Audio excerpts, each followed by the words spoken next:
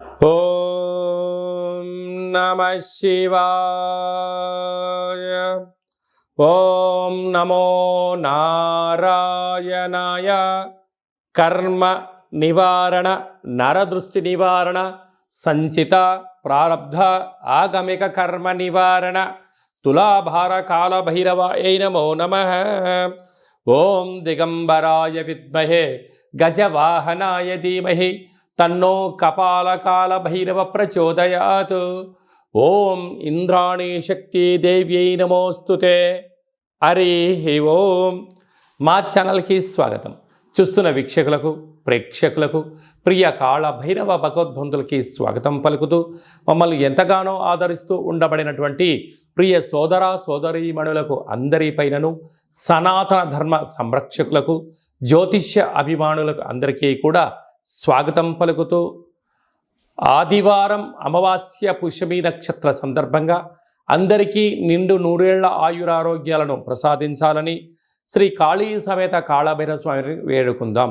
అందులో ఈసారి ఆదివారం అమావాస్య పుష్యమి నక్షత్ర సందర్భంగా రవి పుష్యార్క యోగం అందరికీ కలగాలని, అందరికీ మనతో రాబోయేటువంటి భవిష్యత్తులో ఉండబడినటువంటి 7 తరాల వారికి అద్భుత ధన రాజకీయ యోగ సకల ఐశ్వర్యం ఆనందాన్ని ఆ బుధాదిత్య రాజయోగ కారణము, రవిపుషార్క యోగ కారణము, ఆదివారం అమావాస్య కారణం చేత అందరికీ ప్రసాదించాలని కోరుకుందాం. 1/8/2024 నుండి 15/8/2024 వరకు పుట్టినటువంటి వారందరికీ కూడా ముందస్తుగా జన్మదిన శుభాకాంక్షలు. గతంలో వివాహం చేసుకున్న వారికి వివాహ వార్షికోత్సవ శుభాకాంక్షలు. ద్వాదశ రాశుల్లో గ్రహ గమనాన్ని ఒకసారి వీక్షింపచేద్దాం.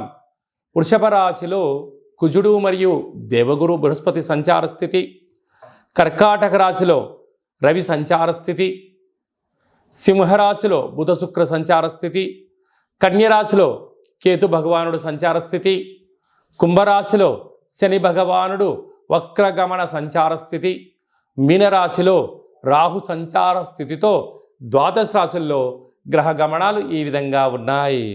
కర్కాటక రాశి వారికి ఒకవైపు అష్టమస్థాన శని, మరొక వైపు ఆదివారం అమావాస్య పుష్యమి నక్షత్ర సందర్భంగా ఆ పుష్యమి నక్షత్రం కర్కాటక రాశిలో ఉండడం, కర్కాటక రాశిలోని రవి సంచారం చేయడం వలన ఎలాంటి ఉపయోగాలు, భగవంతుడి ఆశీస్సులు ఎలా పొందాలో ఈ వీడియోలో సవివరంగా సంపూర్ణంగా తెలుసుకుందాం. కర్కాటక రాశిలో ఏ నక్షత్రాలు వస్తాయనగా పునర్వసు నక్షత్రంలో చివరి పాదం 4వ పాదము, పుష్యమి నక్షత్రంలోని 4 పాదాలు, ఆశ్లేష నక్షత్రంలోని 4 పాదాలు కలిపితే కర్కాటక రాశి. చాలామందికి పుట్టినటువంటి కాల సమయంలో డేటా ఆఫ్ బర్త్లో లేనటువంటి కారణం వలన పేరు యొక్క మొదటి అక్షరాన్ని అనుసరిస్తూ రాశిని తెలుసుకునే ప్రయత్నం చేద్దాం. హీ, హూ, హే, హో, డా, డి, డు, డే, డో అక్షరాల వారందరూ కూడా కర్కాటక రాశి జాతకులే. కర్కాటక రాశి యొక్క అధిపతి చంద్ర భగవానుడు. రాశిలోనే రవి సంచారం, రాశిలోనే పుష్యమి నక్షత్రం సంచారం చేయడం, ఒకవైపు అష్టమస్థాన శని భగవానుడు కుంభరాశిలో జలరాశిలో వక్రగమనంలో ఉండడం, ఈ ఆదివారం అమావాస్య పుష్యమి నక్షత్ర సందర్భంగా ఉండబడే వారందరూ కూడా మీరు వ్యవసాయ క్షేత్రాల్లో కానీ పొలాల్లో కానీ తెల్ల జిల్లెడి యొక్క వృక్షాలు చాలా కనపడుతూ ఉంటాయి. ముందుగానే చూసుకొని ఒక 6 రోజులు ముందుగా ప్రతిరోజు వెళ్ళి ఒక చెంబు నీళ్ళు పోసి దీపాన్ని పెట్టి రోజు దండం పెట్టుకొని రండి. ఆ ఆదివారం అమావాస్య రోజున పై కొమ్మలను తీసేసి భూమిలోంచి పెకలిస్తే వచ్చే స్వామివారే శ్వేతార్కవర సిద్ధి మహాగణపతి స్వామివారు. ఆయనను తీసుకొని వచ్చి బాగా మట్టిని కడిగి సింధూరాన్ని పూసి పూజా మందిరంలో ఉంచండి. అద్భుతమైనటువంటి ఆనందకరమైన విశేషమైనటువంటి ఆ సాక్షాత్గా వరసిద్ధి గణపతి స్వామికి ఆశీస్సులు కలిగి ఆనందం, అదృష్టం రాబోయే కాలమంతా సువర్ణ యుగం అని చెప్పి గమనించాలి. అలాగనే ఈ కాళ అమావాస్య, ఈ కాళాష్టమి సందర్భంగా ఇంట్లో ఒక కాళభైరవ స్వామి యొక్క దీపము, కాళభైరవ స్వామికి సౌభాగ్య ముడుపు, కాళభైరవ హోమం చేసుకోగలిగితే అదృష్టం మీ సొంతమవుతుంది. అలా కుదరలేనటువంటి వాళ్ళు ఈ కింద నెంబర్ సంప్రదించినట్లయితే మీ పేరు పైన ప్రత్యేకంగా కూష్మాండ దీపాన్ని కాళభైరవ హోమాన్ని చేయించి వీడియో కాల్ ద్వారా ప్రత్యక్షంగా చూపించి మీకు ప్రసాదాన్ని కూడా అందజేయడం జరుగుతుంటుంది. అలాగనే 2వ స్థానంలో బుధ శుక్ర సంచార స్థితి, తృతీయంలో కేతు సంచార స్థితి, అష్టమంలో శని సంచార స్థితి, భాగ్యంలో రాహు సంచార స్థితి, లాభంలో కుజగురు సంచార స్థితి కారణం వలన స్థిరాస్తులు చరాస్తులు మీ సొంతం కాబోతున్నాయి. కనుక ఈ అష్టమి రోజున, ఈ అమావాస్య రోజున దూర వాయు జల ప్రయాణాలు పెట్టుకోవద్దు. ప్రమాదాలు పొంచి ఉన్నాయి, జలగండాలు ఉన్నాయి. పవర్తో, మ్యాగ్నెట్తో, ఆయుధాలతో దయచేసి చెలగాటం ఆడవద్దు. అలాగా స్వయం వృత్తులు, సేవారంగాలు, వ్యాపారాలు, రియల్ ఎస్టేట్ రంగాలు, హోటల్ వ్యాపారాలు, సాఫ్ట్వేర్, హార్డ్వేర్ ఉద్యోగస్తులు, వ్యవసాయ సోదరీమణులు, గృహ భవన నిర్మాణ కార్యక్రమం చేసేవారు, అనేక రంగాల వారికి మంచి కాలం ఉంది. జాగ్రత్తగా దీపం ఉండగానే ఇల్లు చక్కబెట్టుకోండి. రాబోయే భవిష్యత్ అంతా కర్కాటక రాశి వారిదే అని చెప్పి గమనించాలి. ముఖ్యమైనటువంటి పండగల గురించి క్లుప్తంగా సవివరంగా సంపూర్ణంగా తెలుసుకుందాం.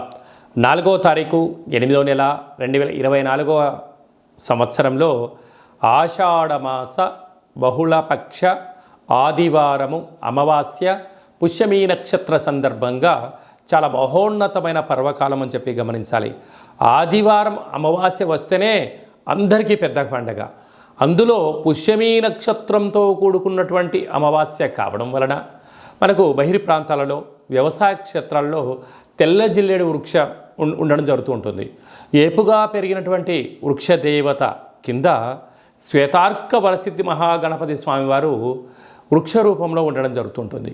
ఆ గణపతి స్వామివారిని తెచ్చుకొని గృహంలో ఉంచుకున్నట్లయితే మనకు భావి తరాలకు 7 తరాల వారికి అద్భుతమైన ఆనందయోగం, అమృతయోగం, ధనయోగం, రాజకీయ యోగం కలుగుతుందని చెప్పి గమనించాలి.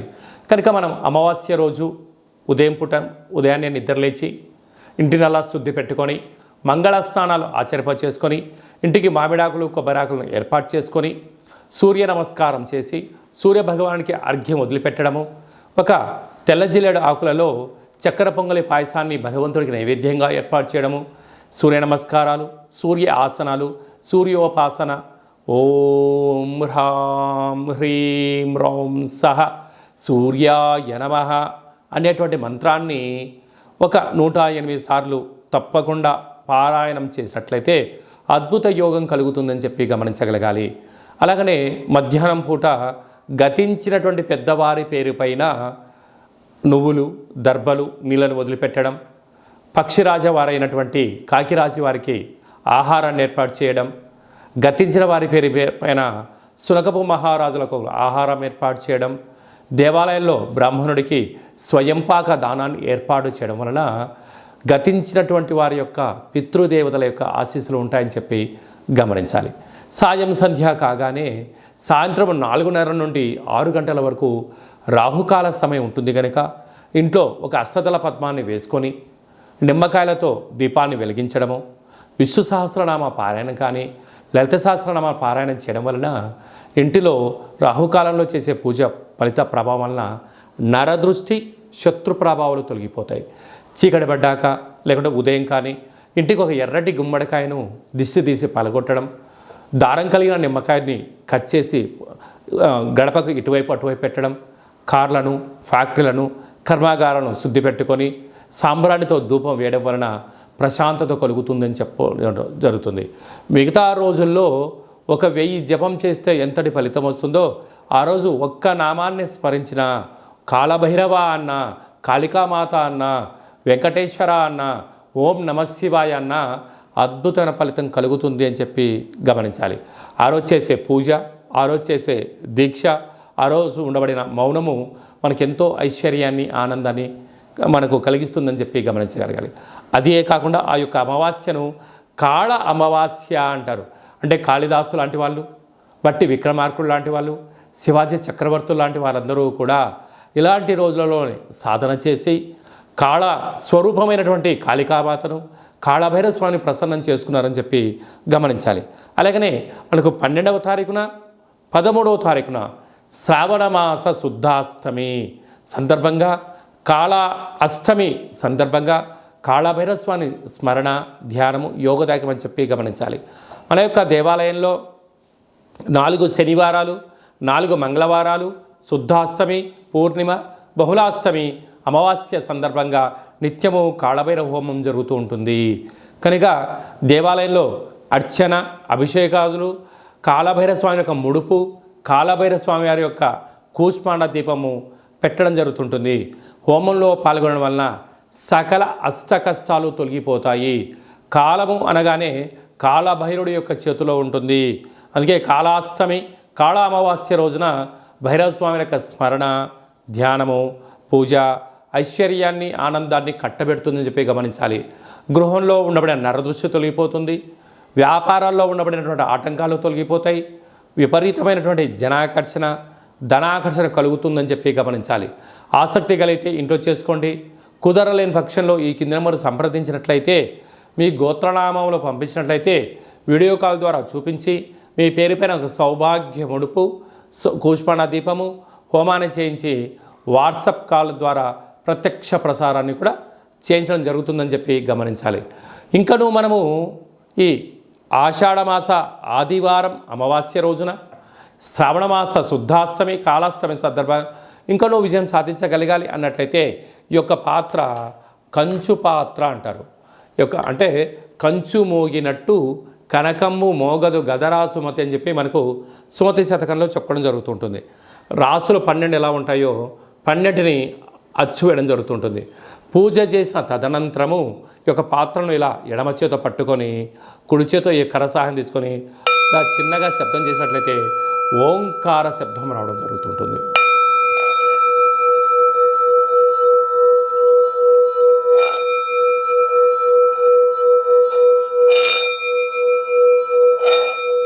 ఈ ఒక ఓంకార శబ్దం ధ్వని వలన మానవుని యొక్క శరీరంలో చక్రాలు వికసింపచేయడం, ఇంట్లో ఉండబడినటువంటి దరిద్ర దేవత బయటికి వెళ్ళడం, గ్రామంలో సంచరించేటువంటి మహాలక్ష్మి దేవత గళ్ళు గళ్ళు అంటూ మన ఇంటికి రావడం, మన ఇంట్లో అమ్మవారు కూర్చోవడం వలన సకల ఐశ్వర్యానికి, సకల ఆనందానికి అపార కుబేర సంపన్నులు అవుతారని చెప్పి గమనించాలి. ఈ యొక్క కాళభైరవ స్వామి అక్షయ పాత్ర మరియు మీకు ఒక కాళభైరవ స్వామి ఒక పిరమిడు, డాలరు, కంకణము, కాళభైరవ హోమం చేయించడం జరుగుతుంది. మీకు వాట్సాప్ కాల్ ద్వారా ప్రత్యక్ష ప్రసారాన్ని కూడా చూపించడం జరుగుతుంది. ఆసక్తి గలవారు ఈ కింది నెంబర్ సంప్రదించి ఆ అక్షయ పాత్రను ఇంట్లో ఉంచుకోవడం వలన అద్భుతమైన ఆనందం, ఆరోగ్యం మీ సొంతమవుతుందని చెప్పి గమనించాలి. అలాగనే మీ వ్యక్తిగత జాతకం తెలుసుకోవాలనుకుంటున్నారా? మీ పుట్టినటువంటి కాల సమయంలో మీకు తల్లిదండ్రులు పెట్టినటువంటి పేరు, డేటు, నెల, సంవత్సరం, సమయం వ్రాసి పంపించినట్లయితే 100 సంవత్సరాల జాతకాన్ని వ్రాసి సవివరంగా పంపించడం జరుగుతుంది. మీరు పుట్టినప్పుడు గ్రహ గమనాలు ఎలా ఉన్నాయి, ప్రస్తుతం ఎలా ఉంటున్నాయి, రాబోయే కాలంలో ఎలా ఉండబోతున్నాయో సవివరంగా సంపూర్ణంగా తెలియజేయడం జరుగుతుంటుంది. అలాగనే చాలామందికి పుట్టినటువంటి కాల సమయంలో డేటా బర్త్లు లేనటువంటి వారందరికీ మీ పేరు యొక్క మొదటి అక్షరాన్ని అనుసరిస్తూ రాసి తెలియచేస్తూ ప్రస్తుత కాలమాన ప్రకారంగా గ్రహ గమనాలు ఎలా ఉన్నాయి, భవిష్యత్తులో ఎలా ఉండబోతున్నాయో అనేటువంటి విషయాన్ని తెలియచేస్తూ రమణ శాస్త్రం ద్వారా అనగా గవ్వల ద్వారా భూత, భవిష్యత్, వర్తమానాన్ని తెలియజేయడం జరుగుతుంది గవ్వల ద్వారా. కనుక డేటా బర్త్లు లేనటువంటి వారికి గవ్వల ద్వారా జ్యోతిష్యాన్ని చెప్పడం జరుగుతుంది. కనుక మన వ్యక్తిగత జాతకాన్ని తెలుసుకుందాం, గ్రహాలలో ఉండబడిన దోషాలను తెలుసుకుందాం, తినేటువంటి ఆహారాల్లో, వేసుకునే వస్త్రాల్లో, చేసే పనుల్లో స్వల్పమైన మార్పులు చేసుకుందాం. అద్భుతమైన, ఆనందకరమైన, ఆరోగ్యకరమైన, కుబేర సంపన్నమైన జీవితానికి స్వాగతం పలుకుతాం. కనుక ఆసక్తి గలవారు ఈ కింద సంప్రదించి అపాయింట్మెంట్ తీసుకొని సంప్రదించగలరు. అలాగనే మీ అబ్బాయి కానీ అమ్మాయికి కానీ ఎంత ప్రయత్నం చేసినా వివాహం అవ్వడం లేదా? ఎందుకు వివాహం అవ్వడం లేదు? జాతకంలో ఎలాంటి దోషాలు ఉన్నాయి? వివాహం ఎప్పుడవుతుంది?